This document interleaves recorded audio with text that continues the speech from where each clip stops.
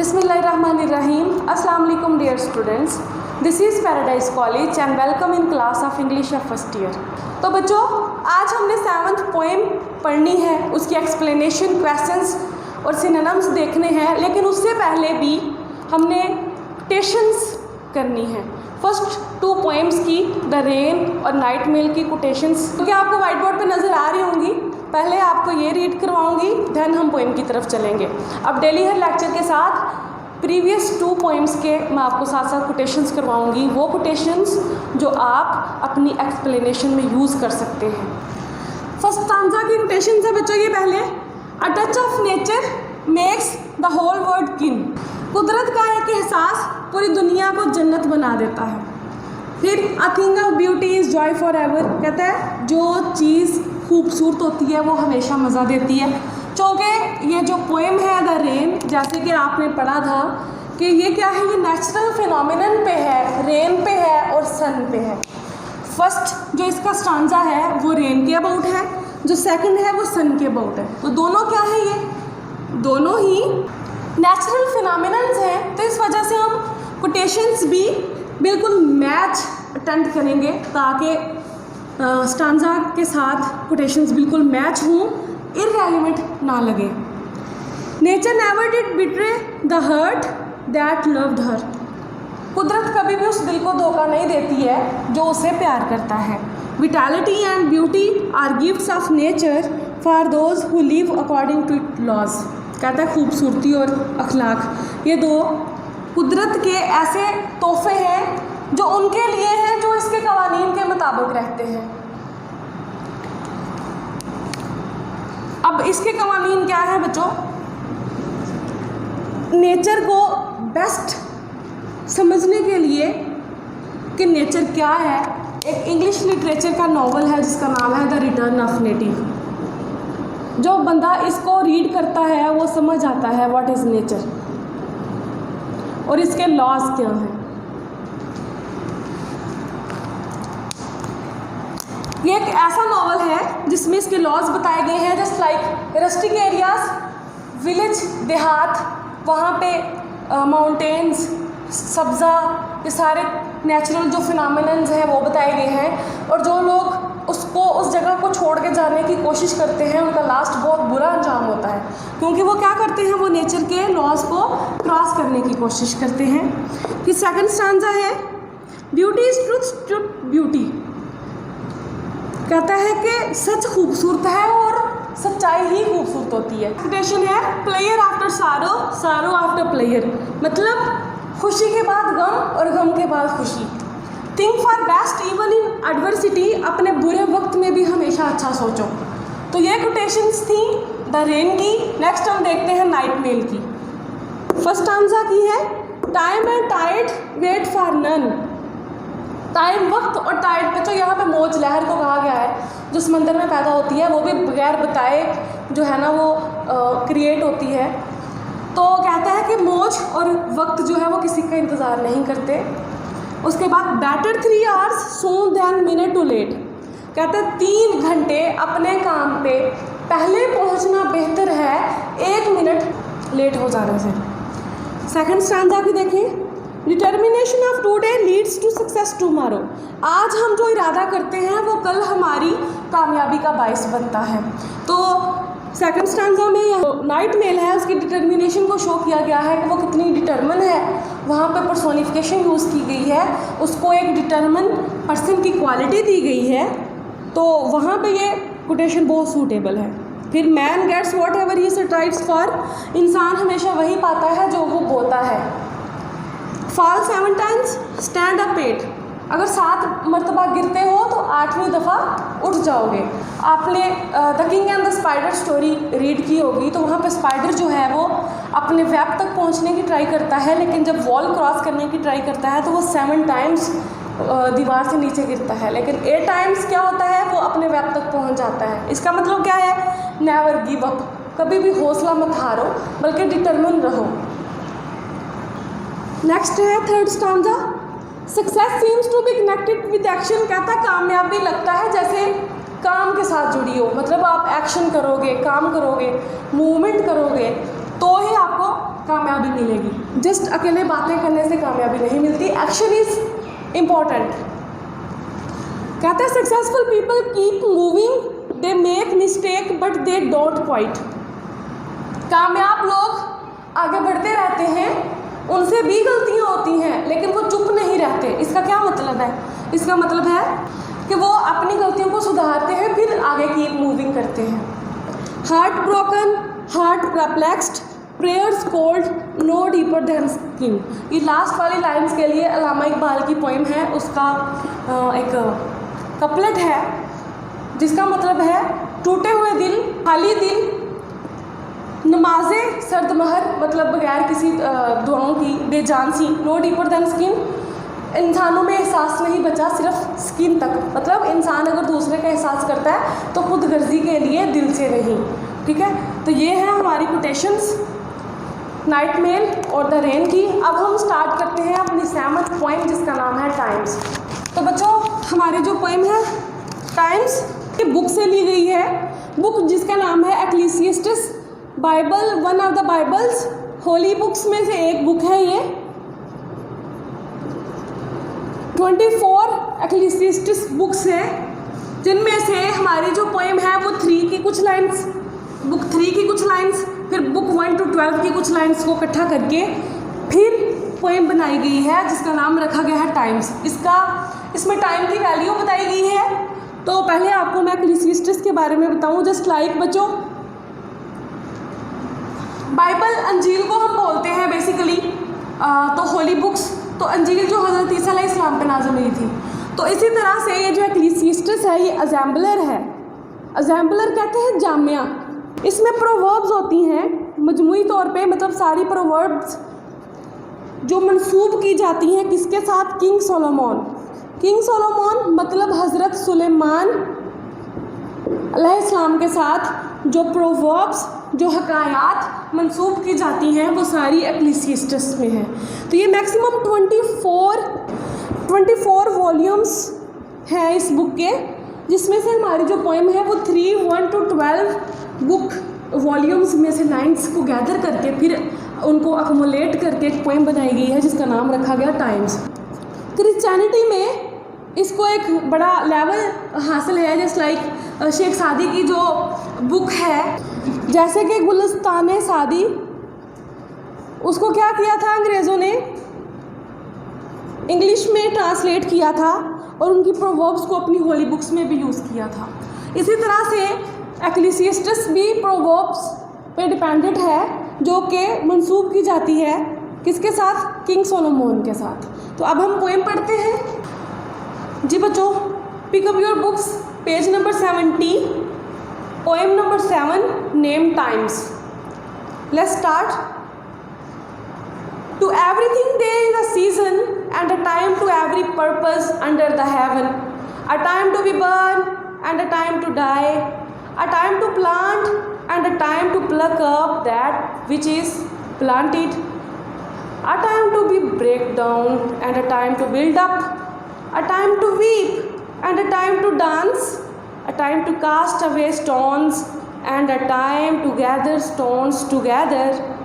A time to embrace and a time to refrain from embracing, a time to get, a time to lose, a time to keep and a time to cast away, a time to rent, a time to sue, a time to keep silence। तो ये है हमारी poem.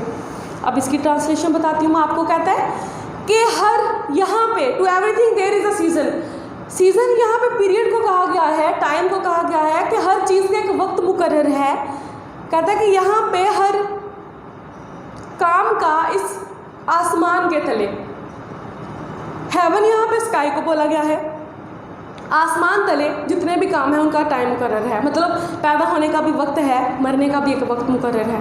कहता है कुछ बोने का भी एक वक्त मुकर्रर है और जो बोया है उसको इकट्ठा करने का, उसको काटने का भी एक वक्त है। कहता है टूट जाने का भी एक वक्त है और खुद को बिल्डअप करने का, मतलब दोबारा से बनाने का भी एक वक्त है। रोने का एक वक्त है, नाचने का भी एक वक्त है, मतलब खुश होने का भी एक वक्त है। पत्थर फेंकने का भी एक वक्त है, मतलब दूसरों को अजियत देने का भी एक वक्त है। And a time to gather stones together, और दूसरों को जो अजियत दी है उसके बदले में खुशी देने का भी एक वक्त है। कहता गले मिलने का भी एक वक्त है और गले मिलने से हटने का भी एक वक्त है। कुछ पाने का भी वक्त है, कुछ खोने का भी वक्त है। कोई चीज़ रखने का भी वक्त है, कोई चीज़ फेंकने का भी वक्त है। फिर कहता है टाइम टू रेंट, यहाँ पे मतलब है खुद को तकलीफ़ देने का भी कोई वक्त है। एंड अ टाइम टू स्यू, खुद को सीने का मतलब उन गमों को दोबारा से बहाल करने का भी एक वक्त है। चुप रहने का भी वक्त है, बोलने का भी एक वक्त है। तो बच्चे ये थी हमारी पोएम। अब इसकी एक्सप्लेनेशन देखते हैं। इसका थीम सारी का यूनिवर्सल है, तो इसकी हम एक्सप्लेनेशन भी यूनिवर्सल करेंगे। ऐसी लाइंस जो आपको कोई भी अगर 2 सी लाइन 4 लाइन आ जाए तो आप उनमें से ईजिली कर सकें।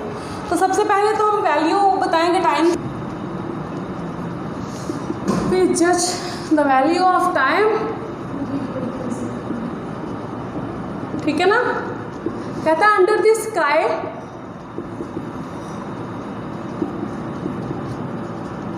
There is a fixed time for every work, हर काम का एक टाइम मुकर्रर होता है। No work can be done before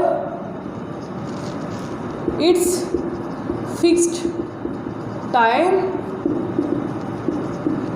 if we do anything against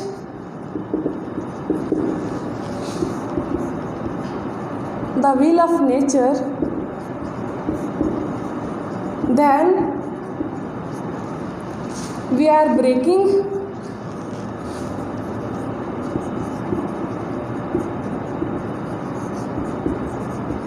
heaven's laws।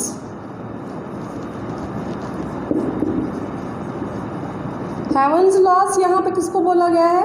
इस कुदरत के, मतलब जो ये सारे निज़ाम बनाता है, अल्लाह ताला के कवानीन को तोड़ने के बराबर हो जाता है। तो ये वो यूनिवर्सल लाइंस हैं जो आपने हर इस पोएम में से आई जाने वाली हर लाइंस के स्टार्ट पे एक्सप्लेनेशन में लिख रहा है आफ्टर पैराफ्रेज। याद रखिएगा, पहले आप लोगों ने पैराफ्रेज करनी है, देन आपने ये लाइंस लिखनी है, फिर आपने राइमिंग स्कीम बता देनी है। क्योंकि ये सारी लाइंस का जो थीम है वो जस्ट टाइम पे डिपेंड करता है, इसमें कुछ भी डिफरेंट नहीं है एक लाइन का दूसरी लाइन से, तो इसलिए इसकी एक्सप्लेनेशन कम बनती है, कोटेशंस वगैरह ऐड करके प्रोमिनेंट हो जाती है। यही इसका मेन थीम है। तो जो भी लाइंस आएंगी आपने उनके बारे में बीच में लिख देना है। फॉर एग्जांपल अगर आपको लास्ट वाली 2 लाइंस आती हैं तो ये वाली लाइंस लिखने से पहले आपने बताना है कि there is a proper time to keep silence and there is a proper time to speak. ठीक है, बोलने का भी एक वक्त है और चुप रहने का भी एक वक्त है। तो यहाँ पे हम ये भी कह सकते हैं यहाँ पे कि it is important to follow the laws of nature. हो सकता है कभी किस मौके पे चुप रहना हमारे लिए अच्छा साबित हो जाए और टाइम देख के बोलना भी हमारे लिए अच्छा साबित हो जाए। तो इस तरह से हमने पैराफ्रेज करके ये वाली लाइन्स लिख देनी है। राइमिंग स्कीम कैसे करेंगे? फर्स्ट 4 लाइन्स की देखते हैं। सीजन यहाँ पे ए है, हेवन बी है। डेफिनेटली हेवन और सीजन आपस में मैच नहीं हो रहे, तो बर्न और डाई ये भी आपस में मैच नहीं हो रहे, तो इसकी राइमिंग स्कीम बनेगी, वो बनेगी ए बी सी डी। अब इसके सिनोनिम्स और क्वेश्चंस देखते हैं। तो जो सिनोनिम्स देखिए, सीजन का यहाँ पे मतलब है period, occasion. Next heaven, heaven means paradise and sky, but basic जो वर्ड यहाँ पे यूज़ किया गया है वो स्काई के लिए यूज़ किया गया है। नेक्स्ट है purpose, purpose mean aim, point, plant, plant mean sow मतलब बोना, ग्रो करना। फिर प्लकअप है, प्लकअप का मतलब है कलेक्ट करना, गैदर करना। फिर है ब्रेक डाउन, इसका मतलब है कोलैप्स, क्रैक। देन बिल्डअप, इसका मीन है develop, accumulate.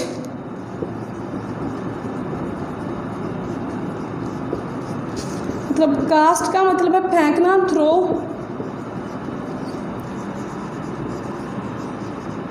Embrace mean circle. Clasp. Refrain, refrain mean cease. Abstain.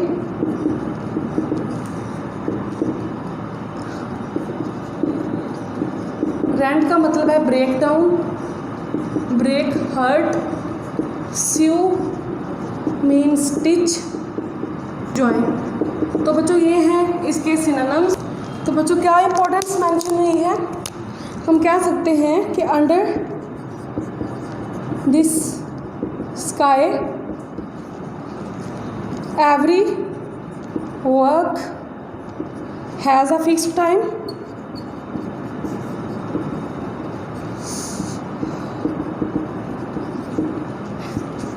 A time to burn, a time to die, a time to weep,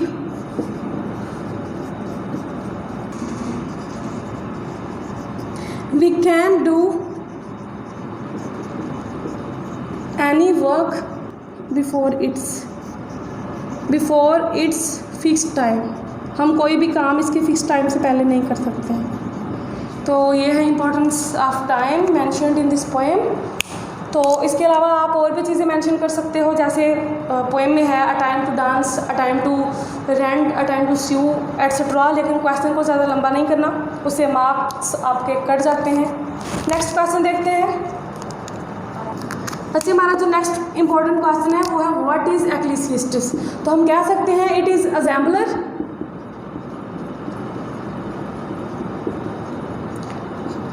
connected with King Solomon in Christianity. It has an importance like other holy books.